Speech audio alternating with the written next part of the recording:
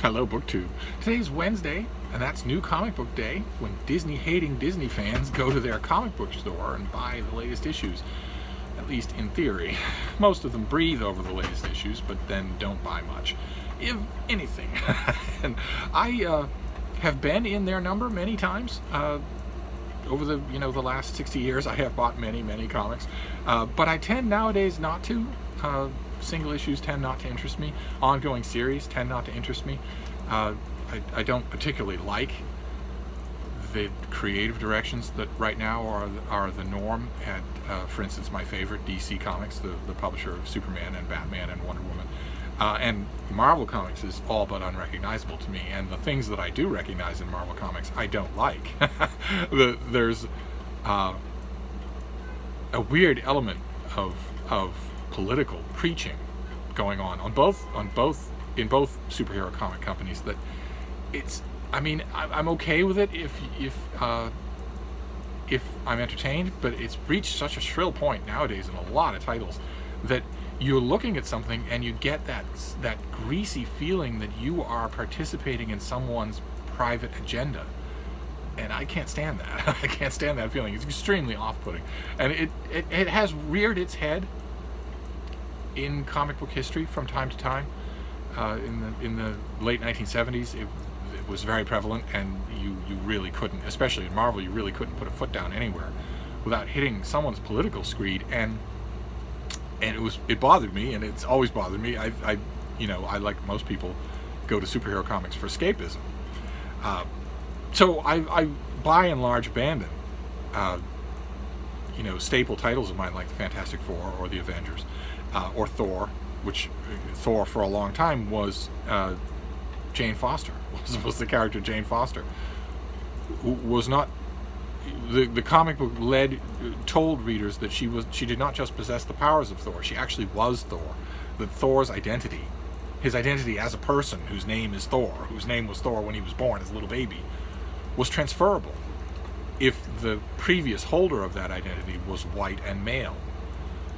And stuff like that, I had no idea what to do with any of it. It also struck me as traditional in all the worst ways, especially when you're talking about Marvel Comics. Traditional in all the worst ways. Superhero comic books for the last 75 years have been a predominantly male-dominated industry aimed primarily at men. I would argue that today probably a solid 90% of the customers for comic books are men. Maybe that's a little lower now. Maybe it's around 75 or 80% because of the inroads that the movies have made on a general public, on a general audience. But it's still an overwhelming number. And as a result, you can see that demonstrated clearly in comics, because when the directive would come down from the powers on high that a new female character was needed, usually, especially at Marvel, whichever the writer would come up with one of two ways to do that. One of two ways, only two ways, to either create a new female character or enhance, I guess would be the hopeful word, a pre-existing female character. And those two ways were either create a female character who is a weak derivative of an already established male character, or make a cat character, make a luck character, something like that. Those two things are by far the most common gimmick in the sexist corners of Marvel Comics in order to create a female superhero. Either give her luck powers of some kind or another, or make her a cat of some kind or another. Usually the more feral the better. The idea being that cats and girls go together, and that so if you're it happens in DC as well. For instance, when DC Comics 35 years ago wanted to add some new characters to the Legion of Superheroes, one of them was just a standard, absolutely boringly photocopied hissy, scratchy, feral cat character. And you see them, they're a dime a dozen, they're everywhere. Virtually every super team that's created out of whole cloth has one of those characters. They're useless, they're not effective in any way whatsoever, especially since half the time they're so feral that their own teammates don't know what they'll do next. And the luck thing is the same way. It always amazes me how otherwise intelligent male creators can't see that if you're giving a female character, if the basis for her being is luck, that her powers are based on luck of some kind or other, whether you want to call them probability enhancing or whatever. If you create a character like that, what are you saying? What are you saying? That if you're creating a character who's a woman and her superpower is basically luck, and even she doesn't know what her own superpowers will do from one minute to the next. That was the Scarlet Witch on the Avengers for like 50 years. And it always bothered me. It always bothered me. I would read an issue of the Avengers. For a long time, the Scarlet Witch and her brother Quicksilver were members of the Avengers. And I would always think the same thing. Okay, the Scarlet Witch causes a hex sphere to form around her hands and then points it at the bad guys. But half the time it hurts her own teammates. She doesn't know what her hex spheres will do. She can't direct them. Whereas her brother has super speed. And it doesn't come and go. And he has perfect control of it. And even later on in those comics, Quicksilver, her brother, gained even more control over his super speed, so that by vibrating his legs for a little bit, he could briefly fly. That is gone. That iteration of his power is gone. But for a while, it was present, and it was a key plot point in a few storylines. And I remember thinking at the time, this was that must have been the late 60s, I remember thinking, so Quicksilver gets powers that are completely under his own control, and not only that, but he can perfect them. He can improve on them. Whereas the Scarlet Witch, no, afraid not. 3 hexes, and then you're too tired to do anything else, and you don't know what the hexes will do. And for the longest time, the female member of the Fantastic Four, Sue Richards, could turn invisible. And that was it. That was her superpower. For the longest time, the Wasp, Janet Van Dyne on the Avengers, could shrink to insect size.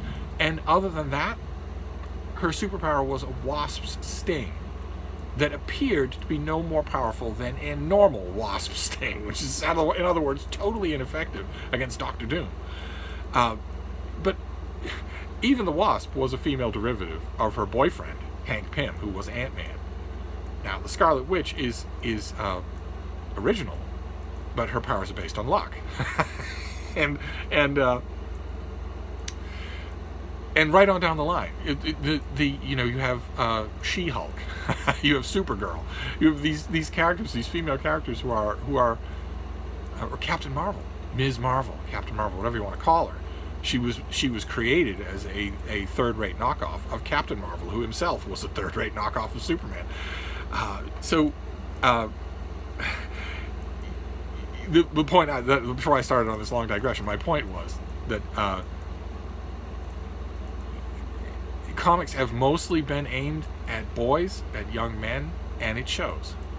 Because there hasn't been a whole lot of terrific originality placed in the female characters. Now, you might say, what about the archetypal female comic book character, Wonder Woman? Okay, fine, but Wonder Woman has spent 70% of her career in comic books losing her powers. And even when she had the full panoply of her powers, one of her weaknesses was that if she was ever bound by a man, she became completely powerless. And so on and so forth. But anyway, because those things seem to be rampant in comic books, because comic books, DC and Marvel, seem to be driven in part by a progressive, academic, campus, political agenda that I neither care about nor want to see in my comics, I have drifted away from buying individual issues of comics. And when I drift back in, I tend to be disappointed and or outraged. For instance, I had drifted out of DC Comics, my favorite comic book company, for a long time. And then I drifted back in to the Justice League, the marquee superhero team of the Justice League, for an issue in which Mera, the superpowered wife of Aquaman, fights the rest of the Justice League. Superman, Batman, Wonder Woman, Green Lantern, maybe more than one Green Lantern, the Flash, and easily beats them. She doesn't kill them, but she easily defeats them. And when the issue is over, it's just one issue, and when the issue is over, they're all going, oh, wow, well, yeah, I suppose we should invite her onto the team since she's more powerful than all of us put together. And I was looking at it, I read that, I was thinking, what on earth is going on here? Mira is more powerful than Aquaman, yes, and it's long since time that she joined the Justice League. That should have happened in the 1960s. But what is the point of overpowering a character like this to the point where she can easily defeat all the rest of the team? That's nonsense. And almost every time that I've gone back to single-issue comic books, I've encountered something weird like that. Something where I mentioned that for a long time, the house ads for Marvel Comics showing a lineup of their superheroes showed me something where I would look at the lineup and literally not recognize any of the characters.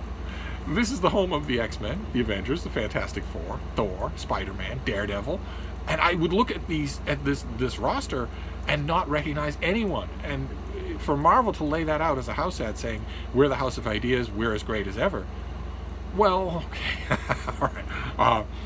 So what I've tended to do lately, with exceptions, what I've tended to do at comic stores on Wednesday is to buy older stuff that I know already that I like. I know that sounds very boring, but it's partly the comic industry's fault, not mine. And today was a perfect mixture of old and new, of everything old being new again.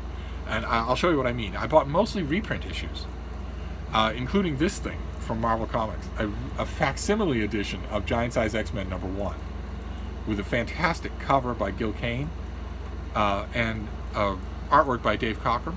And this is the story of the X-Men, only it's complete facsimile. It's not just that they reprint the issue, it's that they reprint all of the ads in the issue. everything that's in here. Look at that. Stan Lee's soapbox, Spider-Man shilling for Hostess snack cakes.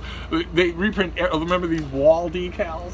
Some of you won't remember, but this is $5, which I would have fainted dead away in the mid-1970s if you told me I was ever going to pay $5 for a comic book. I would have fainted dead away if you told me that. But this is $5, but it reprints that original issue, and it was kind of fun. Too much fun for me to pass up. And it's the story's by Len Wein, and the art is by Dave Cockrum, and it's the original X-Men team being kidnapped by an island that is sentient, and Cyclops, the leader of the team, needs to assemble a new team of mutants. And that's what he does in this issue, and they go to rescue the old team of mutants. And it was a tremendous success. Maybe not immediately. Fans loved it when they saw it, and they loved it as it kept going. But it was a tremendous success creatively, on a creative level, because the new characters are really good. They are rather brow-readingly tokenism. You have a Russian, you have an African, you have a Canadian, you have an Irishman, you have a Japanese person, and you have a Native American who has a feather bonnet, has a feather in his headband.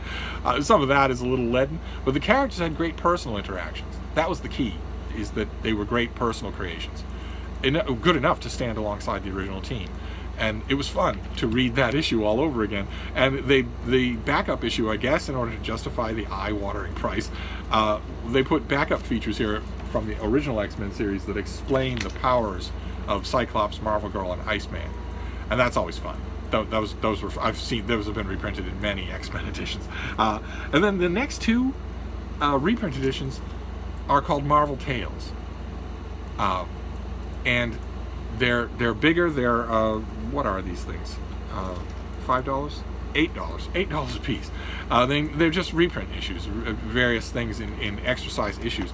The one that I wanted last week was Captain America Marvel Tales, and the kid at my local comic shop that I've struck up a friendship with him, and he found me an issue of it. Great customer service. He tripled my sales today by just shoving things at me that he thought I might be interested in. He was right. And this issue features a couple of old tales of suspense of Captain America, one of which is by Jack Kirby.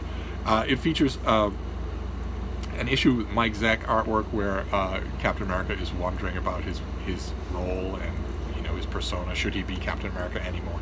And then there's the marquee thing of this issue, which is John Byrne retelling Captain America's origin. I remember it being really good. I really enjoyed it. It was a standalone issue. I think it was special 40th anniversary issue. It was number 255, Captain America's old run. So that's more than enough justification for me to read this thing. And then the other Marvel Tales was this thing, Spider-Man. And the 3 issues here are Spider-Man number 66, where he faces Mysterio, and that makes sense because Mysterio is the main villain in the new Spider-Man movie. And then the other thing is Peter Parker, the Spectacular Spider-Man, a spotlight issue on the character Black Cat, and an issue of Marvel Spotlight featuring the original Spider-Woman. And that caused me to issue a heavy sigh, because right there is what I'm talking about. That is exactly what I'm talking about. Black Cat is a totally lackluster female character introduced in the Spider-Man comics whose superpower is luck. So she will be fighting supervillains and their weapons will fall out of their hands, or they'll slip and fall, or something like that. It's nothing she does. It's just bad luck. She causes bad luck to everybody around her, but not to herself. And Spider-Woman, of course, is a complete derivative of Spider-Man. You wouldn't call a character Spider-Woman unless you were piggybacking on the success of a character called Spider-Man. And in both cases, the issue of Peter Parker, the Spectacular Spider-Man, has boring, bland artwork. The issue of Marvel Spotlight has Jim Mooney artwork, and he's good, but he's workmanlike. The issue of Spider-Man has John Romita Sr., the great John Romita Sr., and it is fantastic, but it's all by itself. So the cover here is a lie. This is Marvel Tales featuring Spider-Man, but it isn't featuring Spider-Man. He's 1/3 of it. 2/3 of this is female characters, roughly in the orbit of Spider-Man. And again, I can't help but think, although those characters are misconceived in exactly the way that Marvel has always done them, either a washy derivative of a male character, or luck, or cats, or both. Black Cat happens to be a horrible example of both. She is both cat-themed for no conceivable reason, and luck-themed because, God forbid, you create a female character who is strong on her own and doesn't have to worry about luck. Or doesn't have to be a template for an older male character. For that, you go to Len Wein, there you go, you've got Storm. A thoroughly impressive female character who isn't beholden to any male. I mean, these Marvel Tales, they were interesting in their own way. I'm not sure. They're a bit overpriced. I'm not sure that I would do another one, unless they did one for Thor that was really good, had well-chosen reprints. But, not to be nitpicky or anything, but I have to complain about these 2 covers.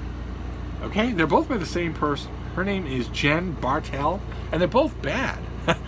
Not only in this cover is Spider-Man emitting cable hawsers like from a tugboat. He couldn't carry such things, let alone web spin with them. Look at the size of these things. That's ridiculous. I know Todd McFarlane made that a fad, but it's ridiculous. And this, the Captain America one. Can you tell me a particularly good reason, never mind the fact that his chainmail looks like he's just stepped out of the shower, but can you tell me a particularly good reason why his shield is in shadow? It seems poorly conceived to me. He's got dewdrops all over his chainmail. His shield is in shadow, and it looks to me like he's been hitting the Oreos and skipping leg day. So, in other words, these 2 things just objectively are not good covers. And the reprint decisions in them, the Captain America I agree with, the Spider-Man I would probably have done without. And then the last thing is also everything old is new again, but in this case it is brand new with a very old character, a character from 1941, Jimmy Olsen, the perennially cub reporter from the Daily Planet, who is Superman's pal, Superman's best friend, and who's had a long and storied and completely ridiculous comic book history of his own. And DC Comics has decided, hot on the heels of giving Lois Lane a miniseries for a year, which is a great idea. They've also decided to give Jimmy Olsen a miniseries for a year. This is Superman's pal, Jimmy Olsen, and it's written by. See, the problem with comic books is you have the credits can end up anywhere. It's written by Matt Fraction, and it's drawn by Steve Leiber. No idea if Steve Leiber is any relation to Stan Lee, but it's absurdist and very good. I loved it. I absolutely loved it. It's at the end of the series, it turns out Jimmy Olsen is an actuarial nightmare. He gets into so many property-destroying adventures. The publisher of the Daily Planet, a character who's new to me. She might be known to people who've kept up with DC Comics. I didn't even catch her name in here. But Perry Olsen, of course, is the editor of the Daily Planet, and he's in here. But this woman is the publisher of the Daily Planet, and she tells Perry White that the online traffic for Jimmy Olsen's various misadventures is very healthy. It's good for the planet, but she doesn't want Jimmy Olsen destroying things anywhere near Metropolis. So it's Perry's decision to send him out on the road, embed him somewhere. She says, somewhere far, far away. And as a result, the first place that Perry White thinks of is the Nightmare, because the worst place for you to be sent in the DC universe is Gotham. This perpetually rain-dragged, gargoyle-haunted, horrible place. And he's sent to Gotham to have his various Jimmy Olsen misadventures, and I'm along for the ride, absolutely. This is so much fun. To virtually in back-to-back weeks, to get Lois Lane and Jimmy Olsen, both of whom have had more comic book issues than most comic book superheroes ever dream of having. They've been enormously successful. To have Jimmy Olsen and Lois Lane in their own comics again is fantastic. That is just wonderful. If I don't really know the current state of DC Comics, but what I wouldn't give to have Robin, Supergirl, to have them in their own comics. They also have had massive comic success. Maybe the Marvel family. I don't know how that would work, but that would be wonderful. Anyway, those were my comics for this week. Everything old is new again. There was a facsimile reprint of Giant Size X-Men #1 that introduced the new team.